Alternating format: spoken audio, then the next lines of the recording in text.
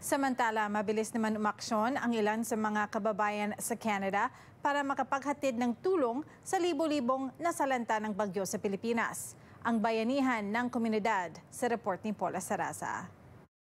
Bilang isang Pilipina na lumaki sa Pilipinas, alam ko yung anxiety, yung hirap at takot ng mga mamamayan kapag may malakas na bagyo, kapag may baha. Wala pang 24 oras mula nang rumagasang Typhoon Gamy o Bagyong Karina sa Pilipinas.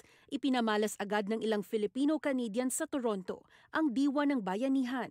Ang business owner at community advocate na si Jovi Galit nakapagpadala agad ng mahigit $1,000 o nasa mahigit 40,000 piso bilang paunang ayuda sa mga nasalanta ng bagyo.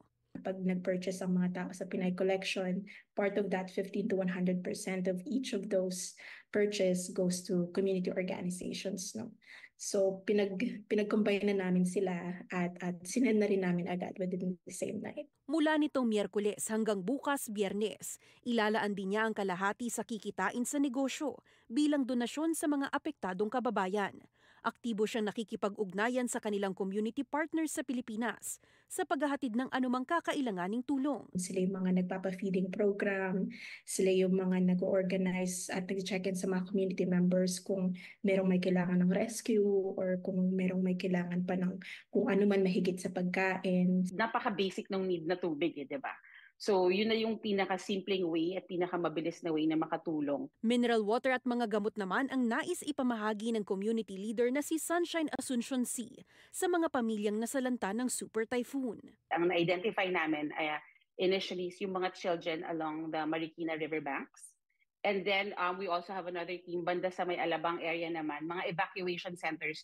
Magdadala kami ng tubig tsaka ng gamot. Gamit ang sinimulang public Facebook group na Kain Tayo, ilang mga kababayan ang nagpakita ng suporta at interes na magbigay donasyon. Meron namang Google form.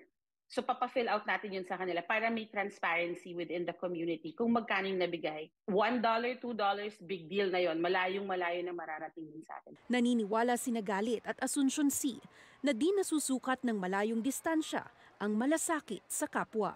That's your mother country, di ba? Kahit ano sabihin mo na Canadian ka na or tagal mo nang nakatira dito, pag nakikita mo yung mga pictures na inaanod yung mga bahay, laging mayroong kirot eh. Ang responsibilidad natin sa ating mga kapwa Pilipino ay hindi natatapos kahit na nandito na tayo sa Canada. Para sa donasyon, maaaring kumonekta sa kanilang social media accounts. Paula Saraza, Omni News, Toronto.